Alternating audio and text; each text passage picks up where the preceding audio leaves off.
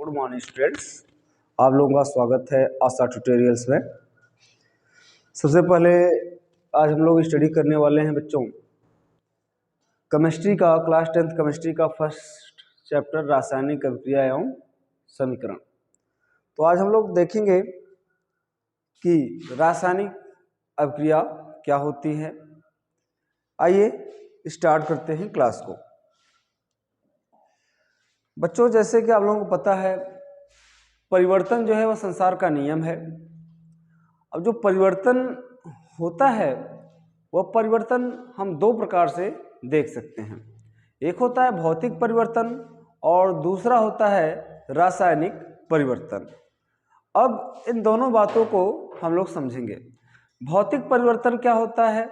भौतिक परिवर्तन में हम लोग किसी भी वस्तु के आकार, आकृति एवं अवस्था में क्या करते हैं? परिवर्तन कर सकते हैं। मतलब वह परिवर्तन जो किसी वस्तु के आकार, आकृति एवं अवस्था में परिवर्तन होता है उसे हम भौतिक परिवर्तन कहते हैं। भौतिक परिवर्तन के कुछ यदि हम एग्जाम्पल देखें बच्चों, भौतिक परिवर्तन के कुछ यदि हम एग्जाम्पल देखें तो भौतिक परिवर्तन में आप देखेंगे भौतिक परिवर्तन। भौतिक परिवर्तन क्या होता है? इसको लिख लें। आकार,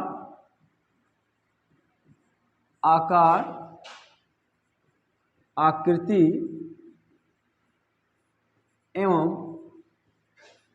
अवस्था में परिवर्तन, अवस्था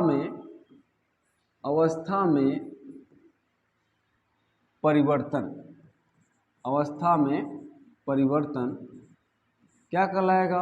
भौतिक परिवर्तन कहलाएगा।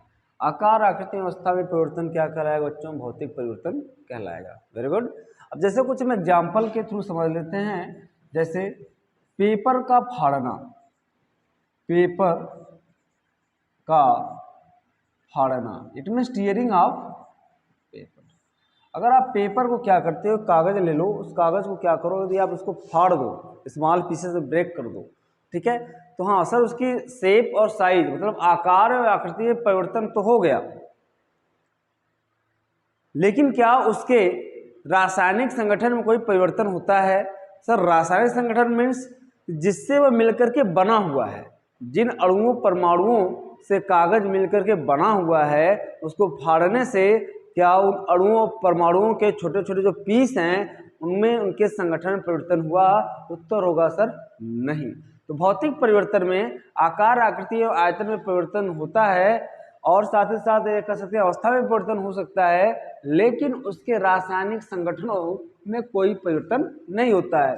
जैसे यदि हम बात एक एग्जाम्पल ले लें या डस्टर ले लें बच्चों, इस डस्टर को यदि हम छोटे छोटे पीस में क्या कर लेते हैं? ब्रेक कर लेते हैं, ठीक है।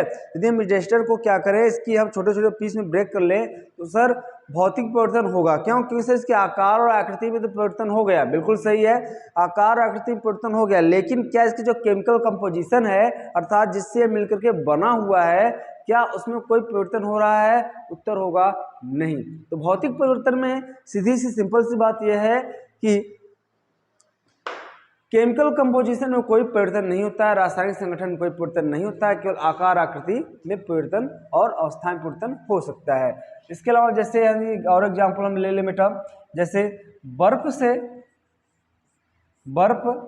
से क्या बनना? द्रव में, मतलब जल, और द्रव से क्या बनना बेटा? वाष्प बनना। क्या बनना? वाष्प बनना। बर्फ क्या है सर? ठोस है। जल क्या है सर? द्रव है। वाष्प क्या है सर? गैस है। तो कहीं ना कहीं आप देख सकते हैं बर्फ से द्रव में बदला, मतलब ठोस से द्रव और द्रव से गैस। केवल जो है जो अवस्थाएं होती हैं, क्लास 11 में पढ़ा होगा, मुख्यतः 3 अवस्थाएं होती हैं, ठोस, द्रव और गैस होती है। तो यहाँ सिर्फ वस्तु की जो है अवस्था में परिवर्तन हो रहा है, लेकिन केमिकल कंपोजिशन में कोई परिवर्तन नहीं हो रहा। फॉर एग्जांपल जैसे देखो, यदि बर्फ के अणु हम देखें तो सर इसके अणु क्या होंगे, H2O होंगे। जल के भी अणु देखें तो इसके भी अणु क्या होंगे, H2O होंगे। वाष्प के अणु देखें तो इसके भी अणु क्या होंगे, H2O ही होंगे। It means sir chemical composition same है, लेकिन अवस्था में परिवर्तन हो रहा है, उसे हम क्या कहेंगे बच्चों, भौतिक परिवर्तन कहेंगे। थैंक्स, इतनी बात आपको समझ में आ गई होगी। आगे चलते हैं बच्चों। अब हमारा जो मेन टॉपिक है उसको हम लोग पढ़ते हैं,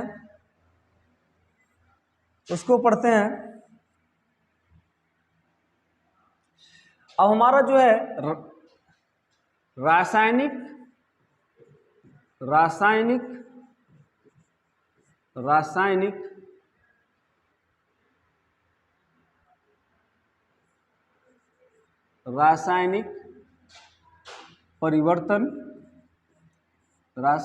परिवर्तन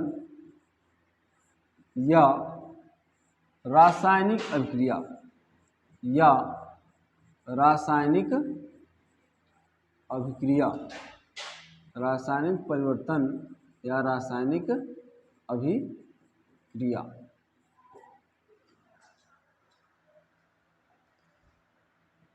रासायनिक परिवर्तन या रासायनिक अभिक्रिया को हम लोग समझते हैं बच्चों, जैसे आप लोग दैनिक जीवन कुछ ऐसे परिवर्तन देखते होंगे, जैसे दूध से दही बनना, फलों का पकना, ऐसे कुछ परिवर्तन होते हैं जो परिवर्तन होने के बाद एक नया पदार्थ बनता है, और नया पदार्थ बनता है तो उसके जो गुणधर्म होते हैं, इट मीन्स जो नए पदार्थ के गुण होते हैं, वह जो गुण हैं वो पुराने पदार्थों से बिल्कुल अलग होते हैं। ऐसे परिवर्तन को हम क्या कहते हैं, रासायनिक परिवर्तन कहते हैं। और रासायनिक परिवर्तन में होता क्या है कि जो इनिशियल मतलब प्रारंभिक पदार्थ होते हैं, उनके अणु आपस में क्या होते हैं, रीअरेंजमेंट करते हैं, पुनर्व्यवस्थित होते हैं और पुनर्व्यवस्थित होकर के नए पदार्थ का निर्माण करते हैं, जिनके गुणधर्म पुराने वाले पदार्थों से बिल्कुल अलग होता है, या यूं कह लें कि बिल्कुल नया होता है। ठीक है, तो आइए इसकी डिफिनीशन और लिखते हैं और कुछ एग्जाम्पल देखते हैं। तो रासायनिक परिवर्तन होता क्या बेटा, एक या एक से अधिक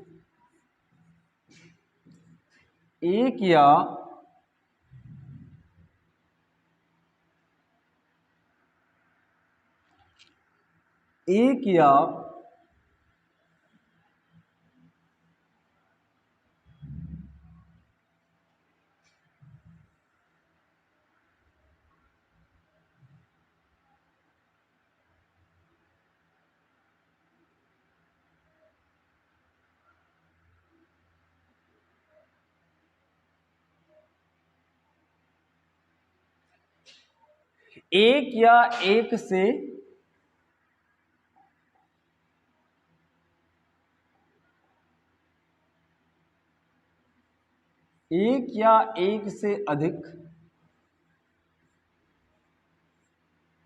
पदार्थों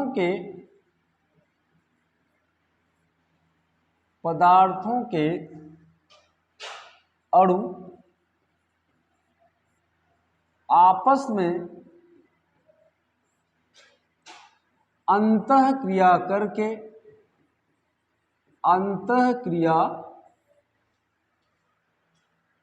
करके नए पदार्थों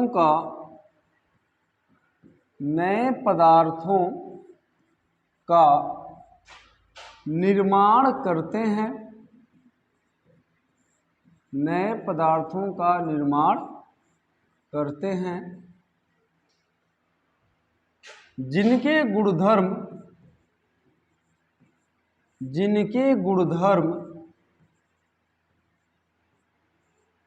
पुराने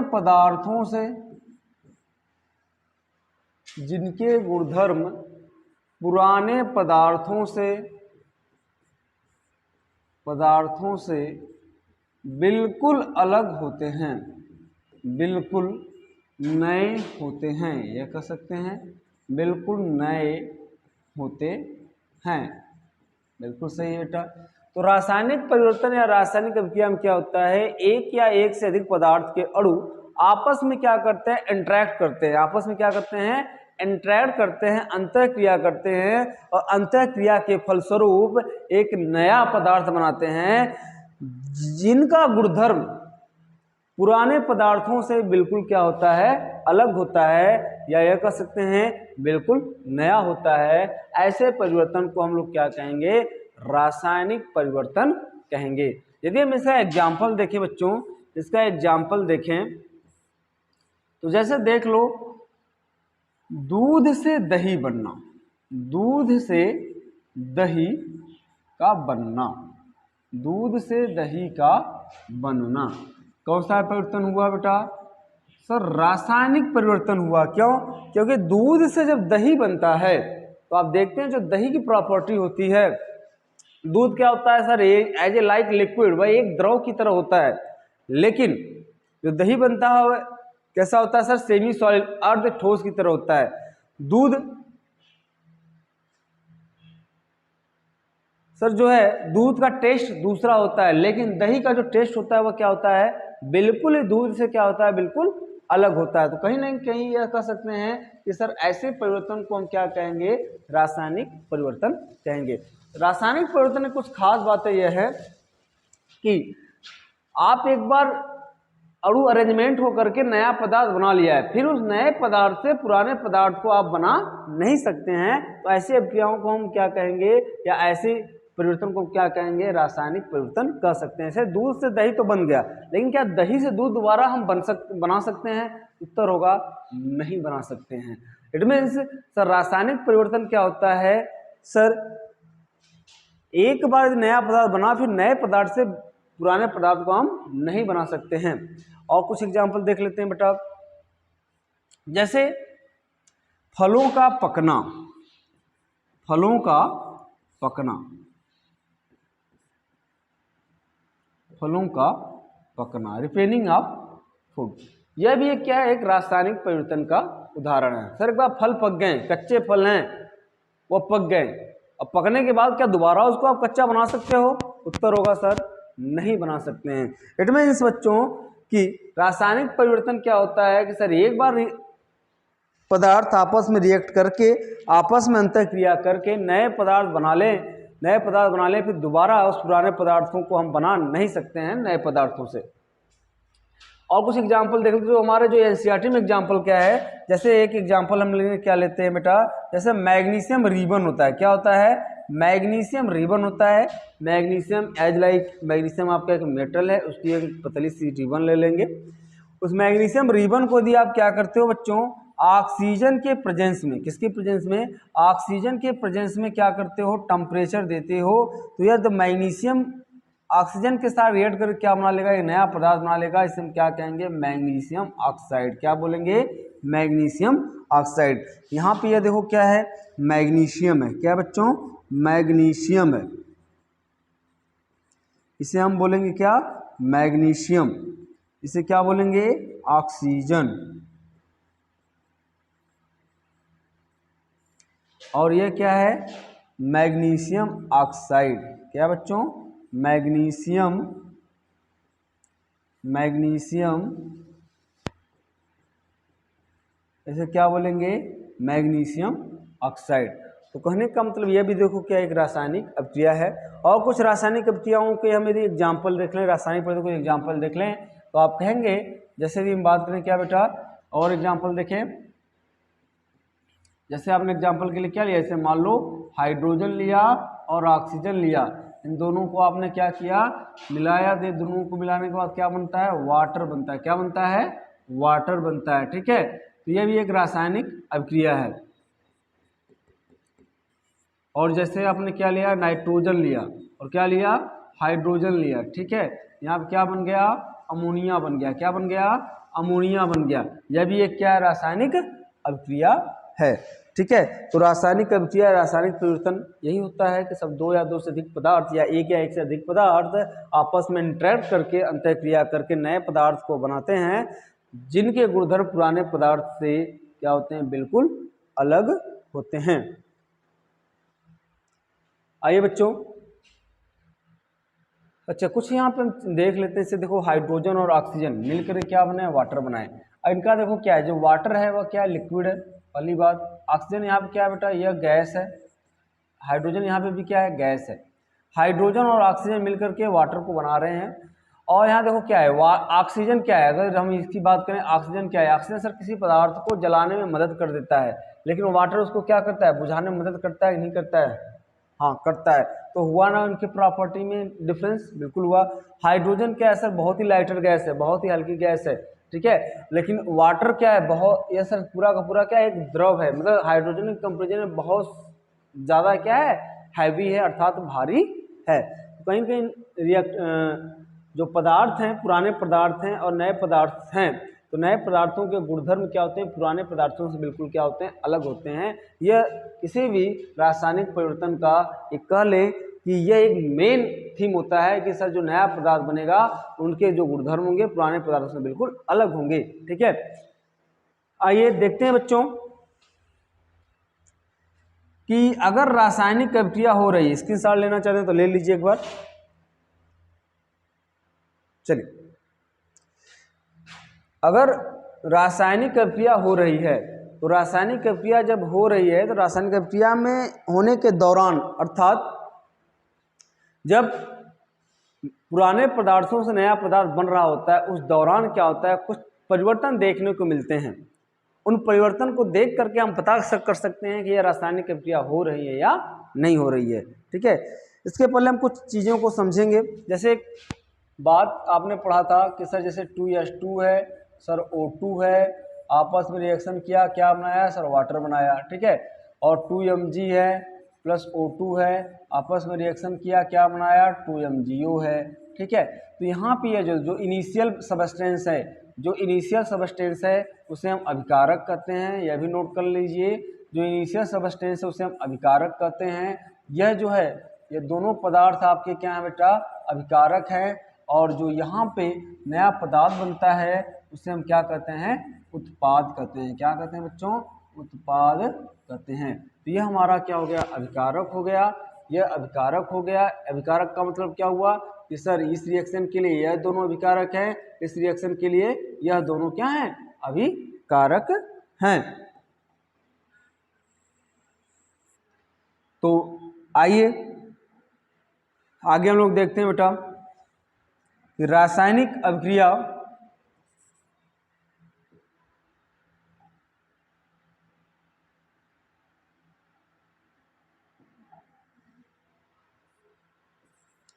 रासायनिक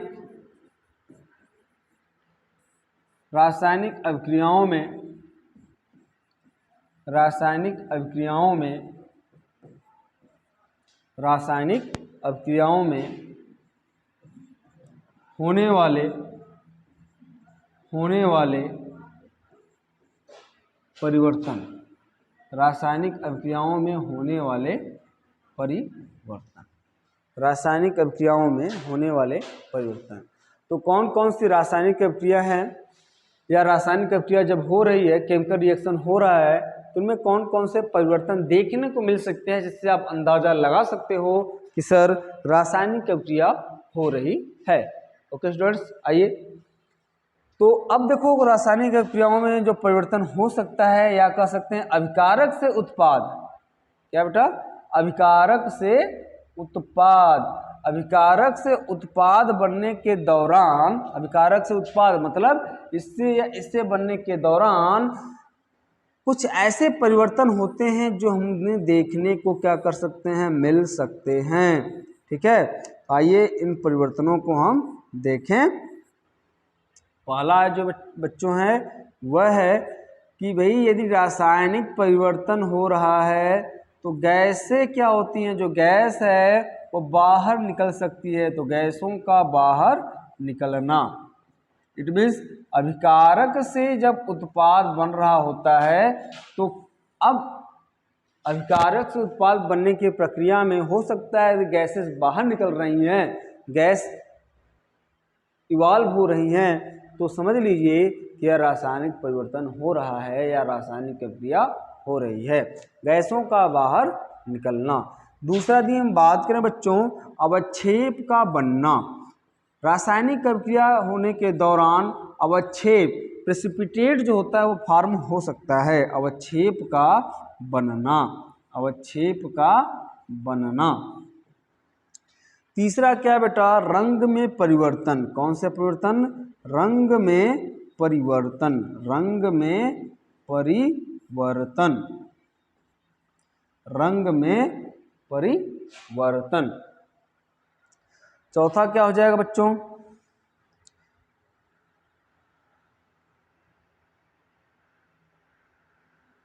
ताप में परिवर्तन, ताप में परिवर्तन, ताप में परिवर्तन। पांचवा क्या हो जाएगा बच्चों? अवस्था में परिवर्तन, अवस्था में परिवर्तन। ठीक है, अवस्था में परिवर्तन। मतलब यह हुआ कि सर रासायनिक प्रक्रिया में होने वाले कुछ परिवर्तन इस प्रकार से हो सकते हैं। पहला क्या है सर, गैस बाहर निकल सकती है। सर दूसरा में क्या हो सकता है सर, अवक्षेप बन सकता है, तो मतलब रासायनिक प्रक्रिया हो रही है। रंग में परिवर्तन हुआ, मतलब सर हो सकता है कि रासायनिक प्रक्रिया हुई। ताप में परिवर्तन हो सकता है, रासायनिक प्रक्रिया होने के दौरान ताप में भी क्या हो सकता है, परिवर्तन हो सकता है। साथ ही साथ अवस्था में भी परिवर्तन हो सकता है। तो कहने का मतलब यह है कि किसी रासायनिक प्रक्रिया होने के दौरान, इट मीन्स अभिकारक से उत्पाद बनने के दौरान क्या हो सकता है, गैस भी बाहर निकल सकती है। इसमें से 2-3 साथ में भी हो सकते हैं।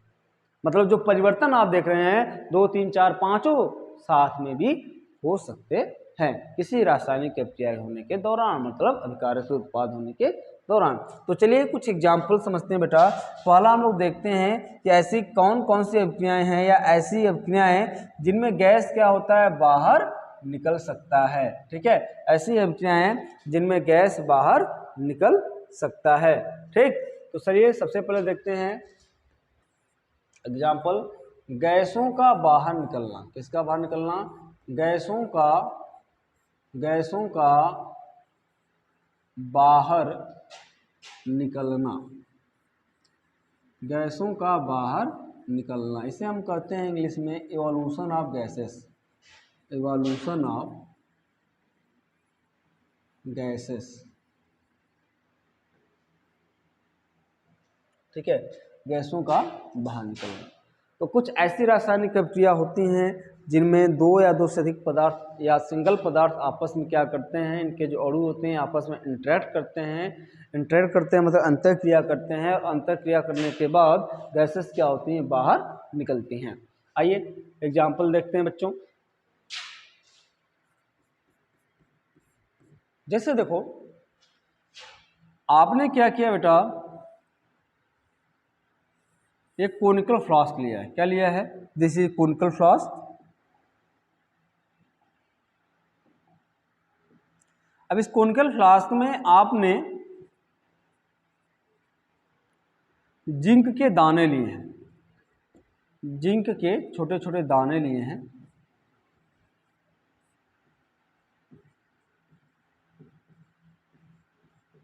ठीक है, छोटा छोटा जिंक का दाना होता है, उसको आपने ले लिया है। और यहाँ पे आपने क्या किया बेटा, इस दीवार के सहारे से आपने ऐड कर रहे हैं क्या बेटा, आप ऐड कर रहे हैं इसमें H2SO4। क्या ऐड कर रहे हैं? H2SO4 सल्फ्यूरिक एसिड क्या कर रहे हैं, ऐड कर रहे हैं।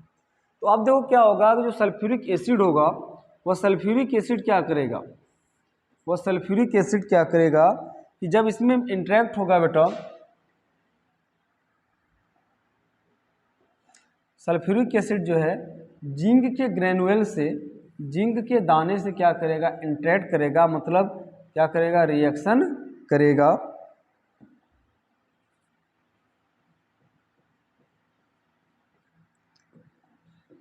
अब यह देखो जो सल्फ्यूरिक एसिड है यह जिंक के जिंक के अणुओं से क्या करेगा, रिएक्शन करेगा, और रिएक्शन होने के दौरान क्या निकलेगी बेटा, एक गैस बाहर निकलेगी। क्या निकलेगी, एक गैस क्या होती है, बाहर निकलती है। जो गैस बाहर निकलती है, जो गैस बाहर निकलती है, एक गैस बाहर निकलती है, और गैस कौन सी होती है बच्चों, हाइड्रोजन गैस होती है। कौन सी गैस होती है सर, हाइड्रोजन गैस होती है, हाइड्रोजन गैस होती है। तो कहने का मतलब यह है कि जो जिंक के दाने हैं, जिंक के दाने या जिंक जो है सल्फ्यूरिक एसिड के साथ, सल्फ्यूरिक एसिड के साथ अर्थात सल्फ्यूरिक अम्ल के साथ रासायनिक क्रिया करके, मतलब अंतः क्रिया करके हाइड्रोजन गैस क्या करती है, बाहर निकालती है। अब इस रिएक्शन को देखो हम इस तरह लिख सकते हैं, जिंक हो गया, जिंक हो गया बेटा, जिंक क्या किया, सल्फ्यूरिक एसिड के साथ, किसके साथ, सल्फ्यूरिक एसिड के साथ, ठीक है, हालांकि डाइल्यूट होना चाहिए। सल्फ्यूरिक एसिड के साथ क्या बनाएगा, जिंक सल्फेट बनाएगा, प्लस यहाँ से क्या रिलीज करेगा बच्चों, हाइड्रोजन गैस रिलीज होगा। क्या रिलीज होगा, हाइड्रोजन गैस रिलीज होगा। तो आप देख रहे हैं कि सर रासायनिक अभिक्रिया होने के दौरान हाइड्रोजन गैस क्या हो रही है, बाहर निकल रही है। ठीक है, और कुछ एग्जांपल देख लेते हैं बच्चों, जैसे एक एग्जांपल यह कर लेते हैं, कुछ और एग्जांपल हम लोग देख लेते हैं।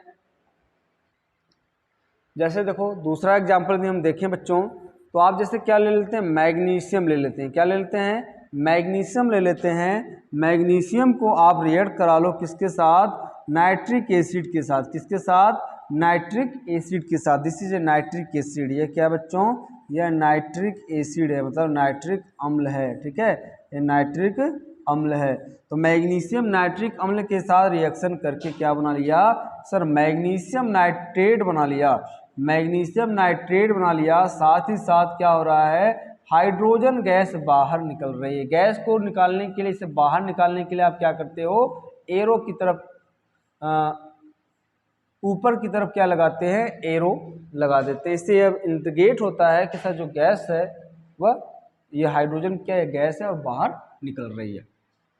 ठीक है, बहुत सारे तमाम एग्जाम्पल हैं, बस आपको सिर्फ ये कॉन्सेप्ट समझना है कि सर रासायनिक अभिक्रिया होने के दौरान क्या क्या परिवर्तन है, बस ये कॉन्सेप्ट समझ लीजिए। ठीक है, आइए दूसरा हम लोग पढ़ते हैं बेटा, दूसरा हम लोग पढ़ते हैं अवक्षेप का बनना। किसका बनना, अवक्षेप का बनना, अवक्षेप का बनना, formation of precipitation, formation of, formation of precipitation या फॉर्मेशन ऑफ प्रेसिपिटेट, अवक्षेप का बनना। अवक्षेप क्या होता है, प्रेसिपिटेट या अवक्षेप, तो एक सिंपल सा हम एग्जांपल दे सकते हैं।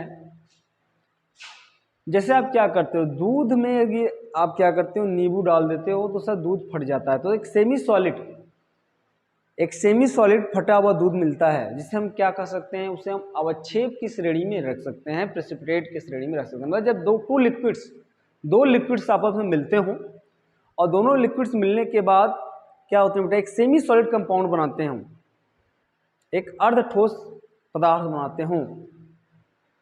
ठीक है, उसे हम क्या बोलेंगे, अवक्षेप बोलेंगे। तो आइए देखते हैं कुछ ऐसे रासायनिक अभिक्रियाएं होती हैं जिनमें अवक्षेप क्या होता है, बनता है, अवक्षेप फॉर्म होता है। चलिए एग्जाम्पल के तौर पे हम बेटा लेते हैं, एग्जाम्पल हम लेते हैं बेटा। तो एग्जाम्पल में जैसे हमने लिया बेटा, मान लो आपने पोटेशियम आयोडाइड लिया। क्या लिया, पोटेशियम आयोडाइड लिया। ठीक है, प्लस लेड नाइट्रेट लिया। क्या लिया, लेड नाइट्रेट। ठीक है, यह पोटेशियम आयोडाइड है, यह पोटेशियम आयोडाइड है और इसे कहते हैं लेड नाइट्रेट, लेड नाइट्रेट।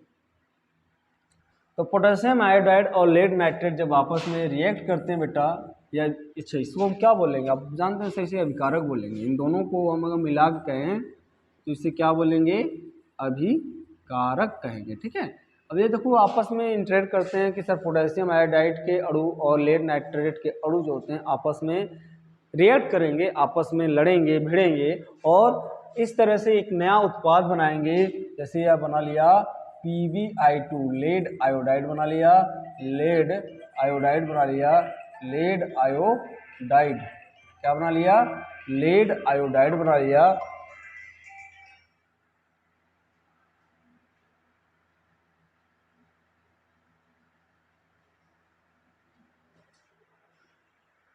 हाँ भैया, हाँ आवत लेग। तो आपका क्या बना लिया बेटा, लेड आयोडाइड बना लिया। क्या बना लिया, लेड आयोडाइड बना लिया, प्लस क्या बना लेगा, पोटेशियम नाइट्रेट 2KNO3। यहाँ पे देखो जो लेड आयोडाइड है PbI2 है, यहाँ पे इसका क्या बनता है, येलो प्रेसिपिटेट बनता है। क्या बनता है बच्चों, येलो प्रेसिपिटेट बनता है, येलो प्रेसिपिटेट बनता है, अर्थात पीला अवक्षेप यहाँ पे इसका बनता है, पीला अवक्षेप बनता है। ठीक है, और कुछ एग्जांपल देख लेते हैं हम लोग।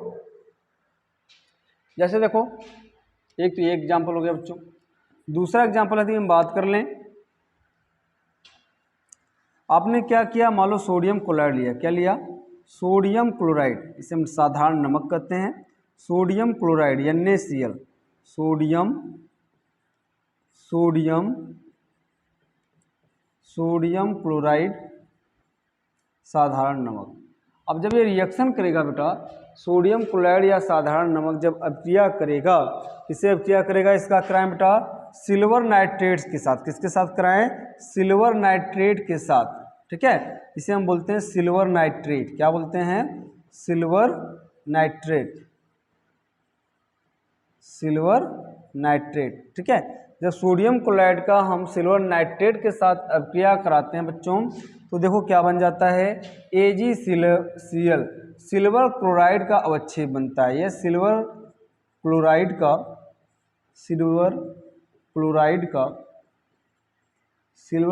का अवक्षेप प्राप्त होता है। क्या प्राप्त होता है, अवक्षेप प्राप्त होता है। ये जो अवक्षेप का रंग होता है वो सफ़ेद होता है, और यहाँ पे प्लस क्या बन जाता है, सोडियम नाइट्रेट बन जाता है। क्या बन जाता है, सोडियम नाइट्रेट बन जाता है। तो यह देखो क्या बेटा, कुछ रिएक्शंस हैं जिनमें क्या होता है, अवक्षेप बनता है। पहला क्या है, सर पोटेशियम आयोडाइड को लेड नाइट्रेट से रिएक्शन कराने पर लेड आयोडाइड का पीला अवक्षेप प्राप्त होता है।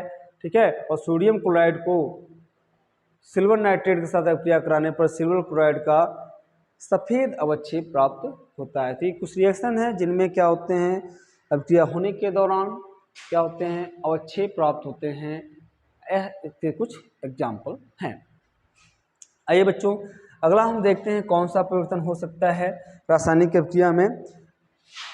तो तीसरा जो है, आप देखते हैं किसी रासायनिक अभिक्रिया में क्या हो सकता है, रंग में परिवर्तन हो सकता है। किस में परिवर्तन हो सकता है बेटा, रंग में परिवर्तन हो सकता है। क्या हो सकता है, रंग में परिवर्तन। किसमें परिवर्तन, रंग में परिवर्तन। किसमें परिवर्तन, रंग में परिवर्तन, मतलब change in colour, change in colour, रंग में परिवर्तन। ठीक है, आइए इसको देखते हैं बेटा। कुछ ऐसी रासायनिक अभिक्रियाएं होती हैं जिनमें अभिकारक के अणु आपस में क्या करते हैं, आपस में अभिक्रिया करके एक नया पदार्थ बनाते हैं। परंतु जो नया पदार्थ बनता है उसका जो कलर होता है प्रारंभिक पदार्थों से बिल्कुल क्या होता है, अलग होता है। आइए इसका एग्जाम्पल देखते हैं बच्चों।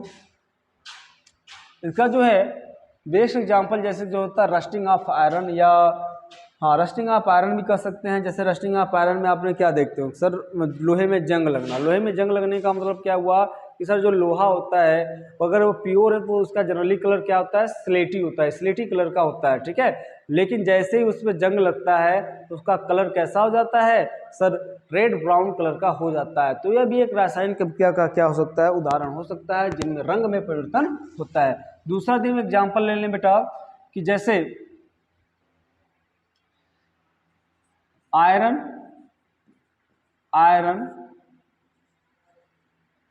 का कॉपर सल्फेट से अभिक्रिया, आयरन का कॉपर सल्फेट से अभिक्रिया, आयरन का कॉपर सल्फेट से अभिक्रिया। अब देखो जैसे आपने किया क्या,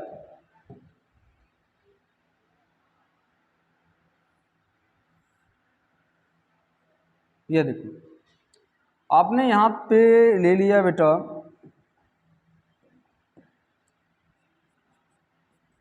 ये कॉपर सल्फेट है, ठीक है। इस कॉपर सल्फेट का जो कलर होता है वो कैसा होता है, ब्लू होता है। कॉपर सल्फेट है, इसका जो कलर होता है वो कैसा होता है, ब्लू होता है, जैसा कि मैंने यहाँ पे इंडिकेट भी कर दिया है, ठीक है।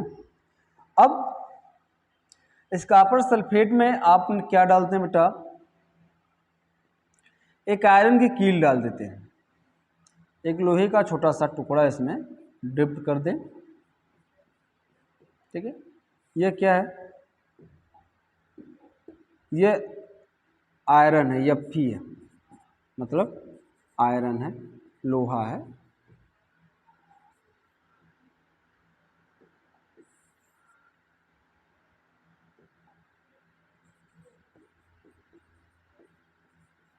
आयरन है अर्थात लोहा। अब आयरन की कील को जब कॉपर सल्फेट में क्या करते हैं, डिप्ड करते हैं, डुबो देते हैं, तो देखो क्या होता है बच्चों, आफ्टर सम टाइम, कुछ समय बाद क्या होता है, ये जो कलर होता है ब्लूइश कलर है, जो ब्लू कलर है वह ब्लू कलर चेंज हो जाता है।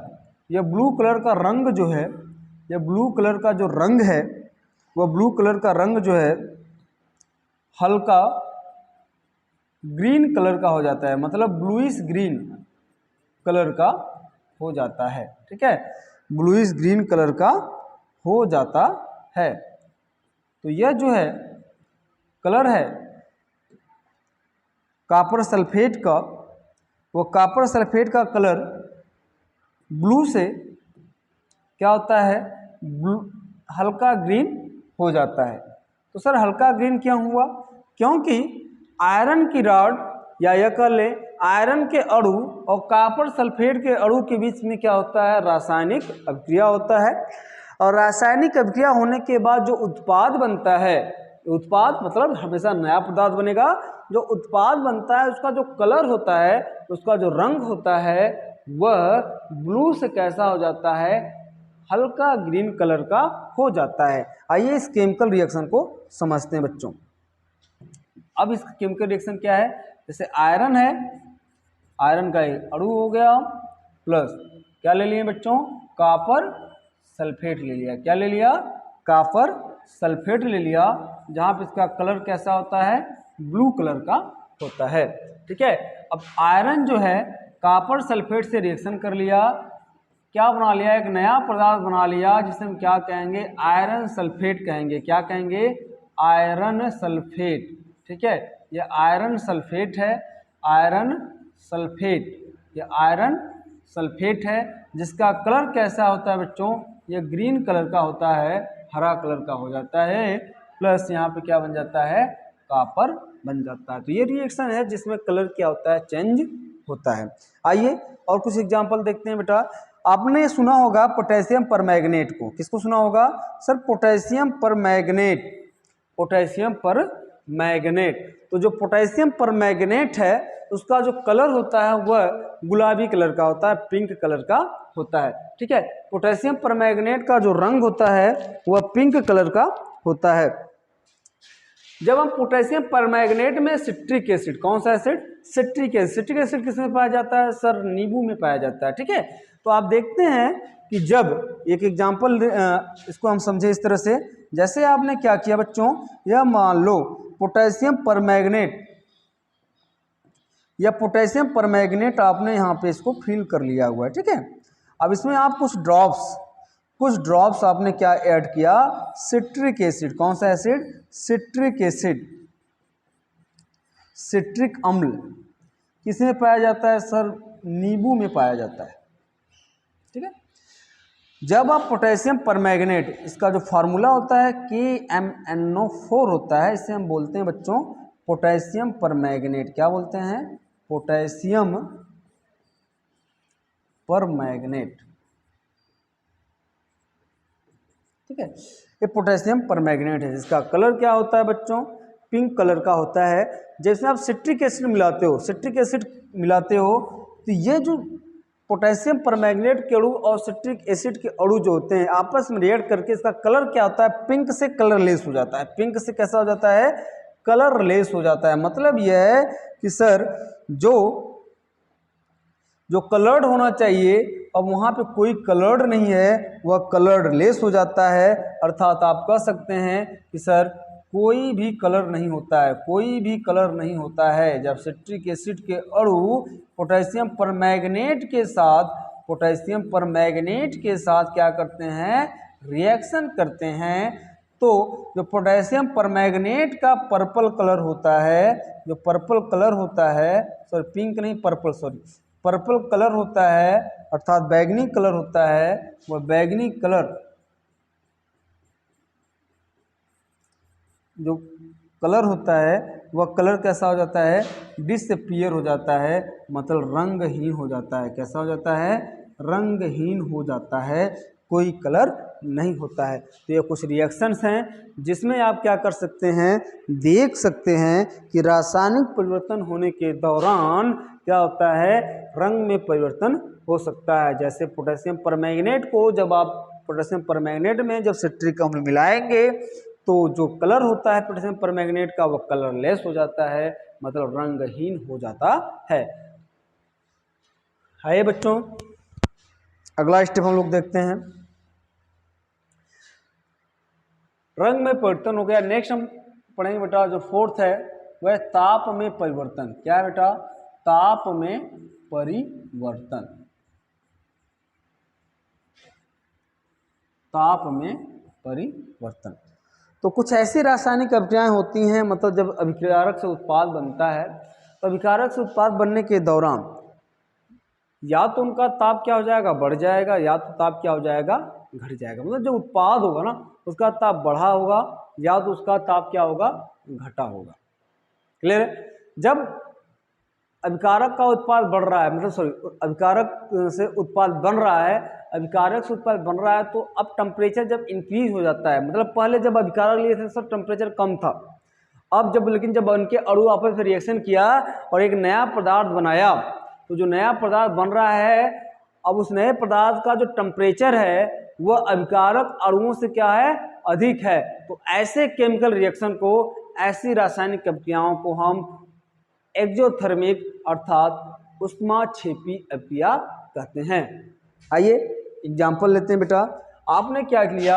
एक क्विक लाइम लिया, quick lime calcium oxide, this is a quick lime. इसे हम बिना बुझा हुआ चूना, बिना बुझा हुआ चूना, क्विक लाइम प्लस आपने क्या लिया बेटा? H2। क्या लिया? H2। दो पदार्थ हमारे पास हो गए, एक तो बिना बुझा हुआ चूना हो गया, एक तो क्या हो गया? H2O हो गया। ठीक है, आपस में जब ये इंटरेक्ट करते हैं तो क्या बनाते हैं बेटा? कैल्शियम हाइड्रोक्साइड बनाते हैं। क्या बनाते हैं? कैल्शियम हाइड्रोक्साइड बनाते हैं। प्लस यहाँ से हीट क्या होती है? बाहर निकलती है, अर्थात उष्मा बाहर निकल रही होती है। ठीक है, तो यहाँ पे इनका जो ताप है, ताप जो होगा पहले कम होगा, लेकिन जब प्रोडक्ट बनेगा, उत्पाद बनेगा, ताप क्या हो जाएगा? अधिक हो जाएगा। तो ऐसे रिएक्शन को हम क्या कहते हैं? ऊष्माक्षेपी अभिक्रिया। मतलब कि सर अभिकारक से जब उत्पाद बन रहा होता है तो क्या होता है कि अगर ताप बढ़ रहा है तो उसे क्या कह सकते हैं, ऊष्माक्षेपी अभिक्रिया कह सकते हैं। और दूसरा यदि हम एग्जाम्पल देखें, ताप में कभी कभी ताप क्या हो जाता है, अभिकारक का ताप क्या होता है, अधिक होता है, और जब उत्पाद बनता है तो ताप क्या हो जाता है, कम हो जाता है। ठीक है, आइए इसको कुछ एग्जाम्पल देख लेते हैं बच्चों। जैसे यदि हम बात करें अमोनियम क्लोराइड, कौन सा, ammonium chloride plus barium chloride, यह हमारे पास इसको हम बोलेंगे अमोनियम क्लोराइड, क्या बोलेंगे, अमोनियम NH4Cl होना चाहिए,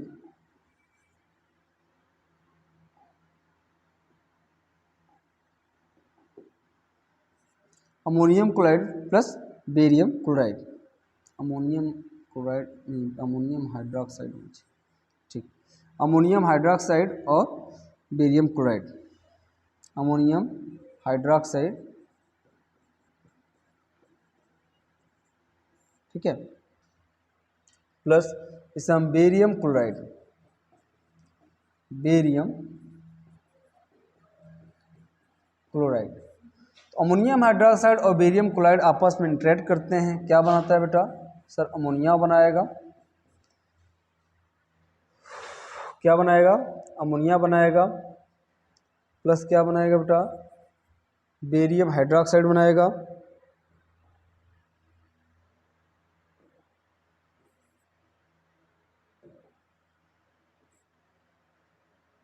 प्लस बेरियम हाइड्रोक्साइड बनाएगा, ठीक है, प्लस क्या बनाएगा, H2O बनाएगा। अब बैलेंस इक्वेशन बाद में देख लेंगे। ठीक है, यहाँ पे जो देखो, यहाँ पे ताप अधिक होगा इसका, और जब प्रोडक्ट बनेगा तो इसका ताप क्या होगा बेटा, कम होगा। ठीक है, तो ऐसे यहाँ पे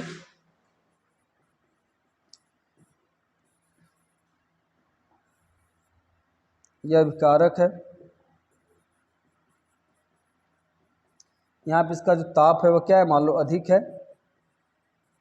और यहाँ पे जो प्रोडक्ट बना इसका ताप क्या है, कम है। तो ऐसे रिएक्शन को हम क्या कहेंगे, उष्मा शोषी, क्या कहेंगे, उष्मा शोषी कहेंगे। ठीक है, चलिए बच्चों, आज के लिए इतना ही हम लोग पढ़ते हैं, और नेक्स्ट क्लास में हम लोग एक है चेंज इन स्टेट, उसको देख लेंगे, फिर आगे का क्लासेस जो है वो कंटिन्यू रहेंगे। बने रहिए हमारे साथ, हम लोग जो है पूरी आपको सिलेबस इनिशियल से लेकर के फाइनल तक पूरा सिलेबस, लास्ट में जो है हम लोग प्रैक्टिस सेट कराएंगे बच्चों। बने रहिए हमारे साथ। Thank you, have a nice day, good day.